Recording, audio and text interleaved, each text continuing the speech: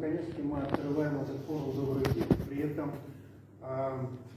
сама миссия «Добро» показала, что направления такого рода мероприятия, они очень актуальны для Абхазии. Они стали уже традицией, у нас в этом году они проводятся второй раз. И если в прошлом году миссия добра у нас проходила только в городе Сухум, то в этом году она уже охватила и город Сухум, и Гал, и Очимчиры, и Гудаур. И в принципе везде было большое количество людей, которые хотели получить консультацию и пройти диагностику по тем вещам, ну, собственно, ради которых мы приехали.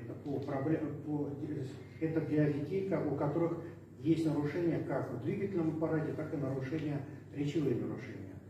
И если, еще раз повторюсь, в рамках программы «Миссия добра» мы проводили конкретные практические занятия, то теперь во время форума «Добрых дел» я уверен, что вы получите дополнительные новые знания, которые в дальнейшем сможете применять, тем более, что к вам приехали такие ведущие специалисты, которые сегодня расскажут об этом. И я надеюсь, что для вас это будет действительно очень интересно. И после этого,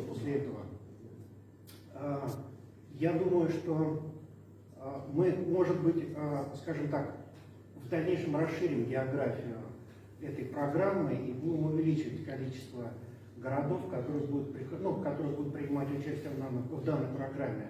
На сегодняшний момент, правда, у нас есть еще одно предложение. Это я его уже один раз озвучивал, но теперь я, наверное, повторюсь еще раз. Это на следующий год, в начале года мы хотим запустить миссию добра немножко в другом формате. Мы хотим ее запустить совместно с Московским государственным институтом культуры и привести сюда студентов и преподавателей этого университета, которые помогут проводить мастер-классы и различные, ну скажем так, активности для детишек, у которых есть нарушения в развитии. Но это у нас в проекте, в смысле, это такой проект, он в проекте, но я надеюсь, что он реализуется.